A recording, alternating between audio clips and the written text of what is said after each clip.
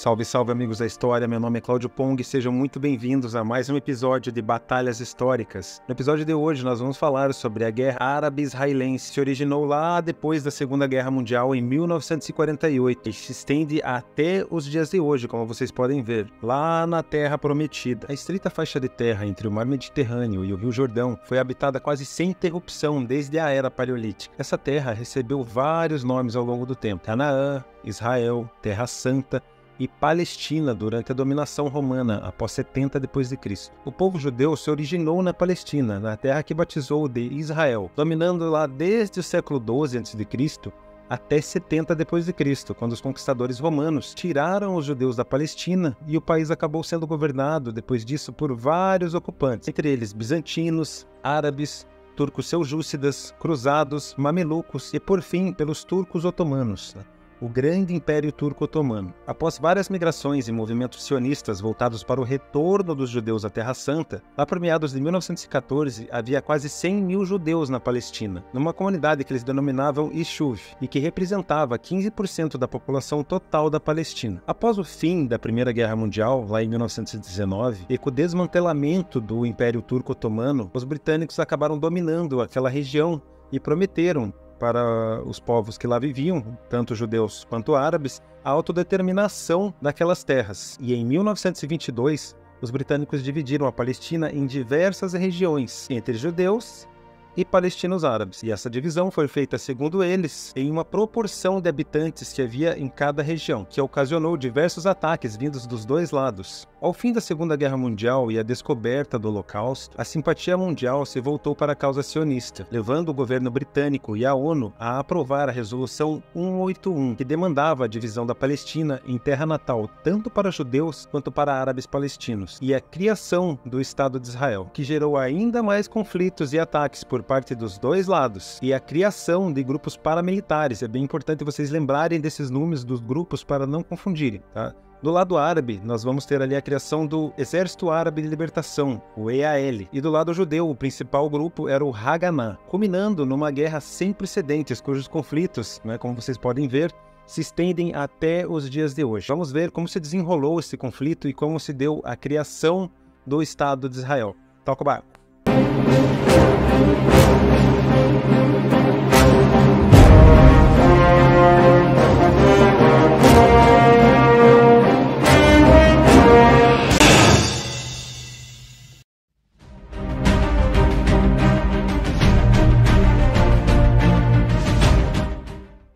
Um dia terrível, 28 de março de 1948. No dia 28 de março de 1948, de seu quartel-general de Tel Aviv, o líder judeu Davi Ben-Gurion enviou um telegrama a um aliado político de Nova York. Este é o dia mais terrível desde o início da guerra. Foi uma nota de desespero estranha para o líder tão resistente, mas de fato, tudo parecia estar dando errado para os judeus. Embora a guerra civil tivesse apenas 4 meses de duração, eles já tinham perdido 1000 homens. Jerusalém estava cercada pelas forças do EAL e, como relatou um capitão de Haganah, a cidade passa fome. No dia 27 de março, um comboio do Haganah, carregado de alimentos e munições, tentou forçar caminho até a cidade, a fim de levar algum alívio para a população, mas foi emboscado pelo EAL e quase destruído. Durante aquela última semana de março, 136 caminhões com suprimentos foram enviados a Jerusalém, mas somente 41 conseguiram chegar. Em 28 de março, dia em que Ben-Gurion enviou seu telegrama, outro comboio judeu foi atacado quando tentava alcançar um assentamento judaico isolado na Galileia Ocidental. Num combate dramático que durou até a noite, 47 soldados do Haganah foram mortos e tiveram os corpos mutilados pelos árabes. Esse era o destino que aguardava qualquer soldado de comboio apanhado pelo EAL, razão pela qual muitos homens do comboio da Galileia cometeram suicídio para evitar o risco da captura. No fronte político, as notícias eram ainda piores. Os norte-americanos, que apoiaram a divisão da Palestina e a criação de um Estado judeu, agora pareciam vacilar em seu apoio diante da continuação da Guerra Civil. O embaixador dos Estados Unidos nas Nações Unidas, Warren Austin, relatou ao Conselho de Segurança em meados de março que parece haver consenso geral de que o plano de divisão agora não pode ser executado por meios pacíficos. Acreditamos que deva ser estabelecida uma administração temporária sob tutela da ONU. O presidente Harry Truman tentou garantir aos líderes sionistas nos Estados Unidos que Austin falara sem permissão. Em seu diário, Truman reclamou que o Departamento de Estado puxou o meu tapete hoje. Mas Ben-Gurion sabia que qualquer demora na criação do Estado de Israel poderia levar a coalizão política instável no Ixuve a desmoronar.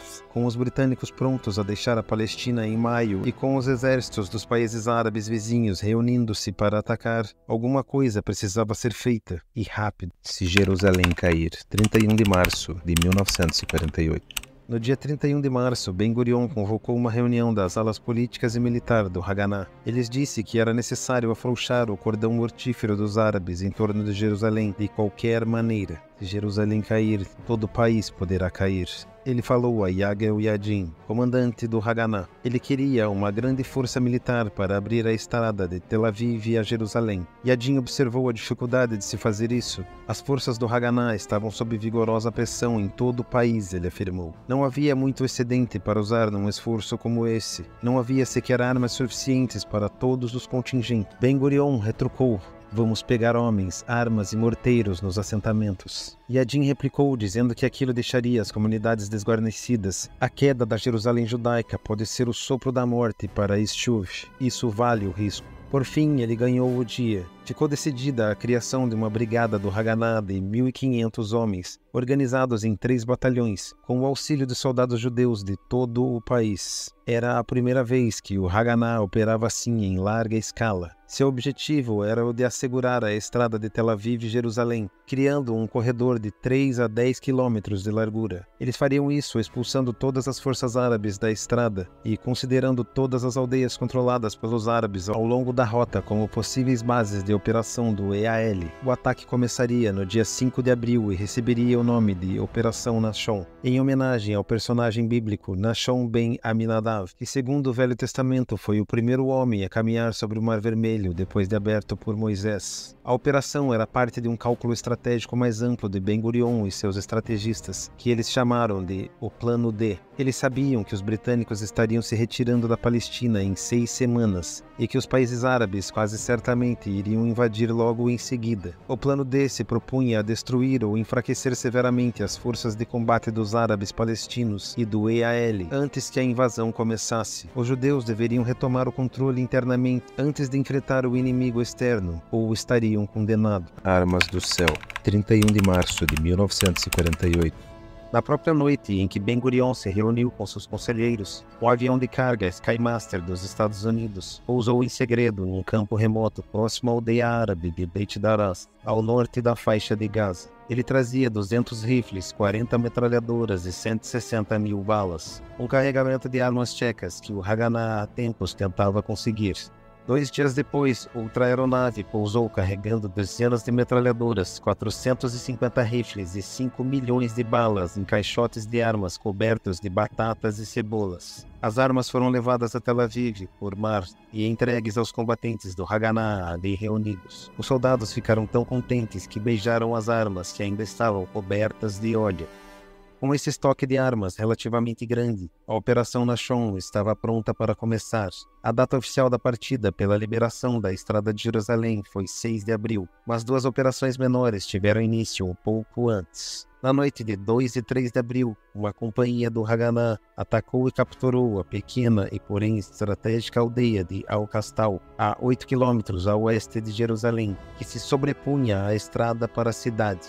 E na noite de 4 a 5 de abril, um grupo dos comandos israelenses serpeou por um campo de laranjeiras a oeste de Jerusalém, perto da aldeia de Hanla, e atacou o prédio de 4 andares, que funcionava como quartel-general de Hassan Salamé. Salamé era um líder miliciano palestino terrível, treinado pelos nazistas, cujos homens tinham sido responsáveis por numerosos ataques contra os comboios judeus em direção a Jerusalém. Os comandos do Haganah explodiram o quartel-general e mataram dezenas de árabes. Embora o próprio Salamé tenha conseguido escapar, seu prestígio sofreria um sério abalo com esse incidente. Muitos de seus milicianos desertaram, deixando suas forças sem maior destaque na luta que estava por vir. Operação Nachshon, 6 de abril de 1948. A Operação Nachshon foi lançada no começo da manhã de 6 de abril e em sua maior parte pegou as forças do EAL e a milícia árabe de surpresa. No passado, os judeus tinham desempenhado um papel eminente defensivo e operavam basicamente em pequenas companhias. Mas agora vinham pela estrada de Jerusalém com 1.500 soldados, bem armados e na ofensiva. 2 aldeias árabes ao longo da estrada, Kuda e Dair Mahenzin, caíram praticamente de imediato. Com Al-Kastal nas mãos dos judeus, o Haganá logo despachou um comboio de 60 caminhões que conseguiram chegar a Jerusalém e foram recebidos por multidões em festa. Mas a batalha estava longe de acabar. Al-Hussein, comandante do exército da Guerra Santa, conhecia a importância estratégica da aldeia de Al-Kastal, que agora estava em poder dos judeus e dominava a principal estrada que entrava em Jerusalém pelo oeste. Se os árabes conseguissem retomá-la, eles poderiam deter os comboios judeus novamente. Após a recusa do alto comando árabe e lhe conceder armas e reforços, Al-Hussein decidiu atacar a aldeia de qualquer maneira.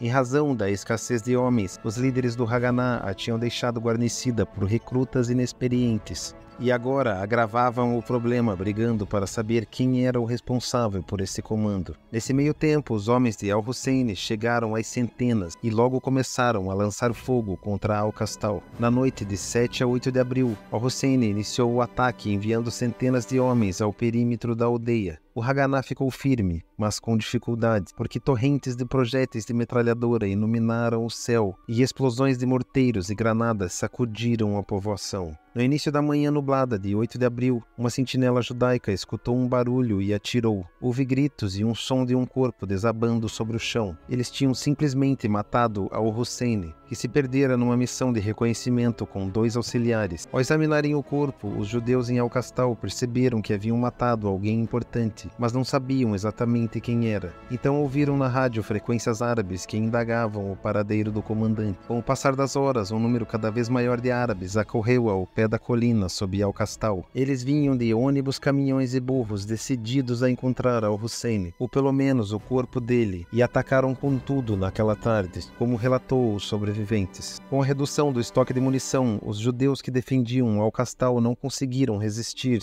e tentaram se retirar pelo leste, descendo uma encosta, com os árabes agora ocupando a aldeia. Num pomar, os oficiais cobriram heroicamente esta retirada, permitindo que dezenas de soldados do Haganá conseguissem escapar, mas todos que ficaram para trás foram mortos e mutilados pelos árabes. Ao cair da noite, Al-Kastal estava sob o domínio dos árabes, que acabaram encontrando o corpo de Al-Hussein, abrindo o Mar Vermelho, 9 de abril de 1948. No começo da manhã de 9 de abril, o Haganá contra-atacou Al-Kastal, encontrando-a vazia, a não ser por algumas dezenas de corpos de judeus. Os árabes tinham simplesmente abandonado a aldeia estratégica para acompanhar o funeral de Al-Hussein na velha cidade de Jerusalém, então controlada pelos árabes. Imediatamente, o Haganá arrasou toda a aldeia e construiu um perímetro defensivo ao redor. Do alto da colina, eles puderam observar outro comboio serpenteando em segurança na direção de Jerusalém. A batalha por Jerusalém continuaria pelo restante da guerra. Em apenas um mês, os britânicos iriam embora. Davi Ben-Gurion proclamaria o Estado de Israel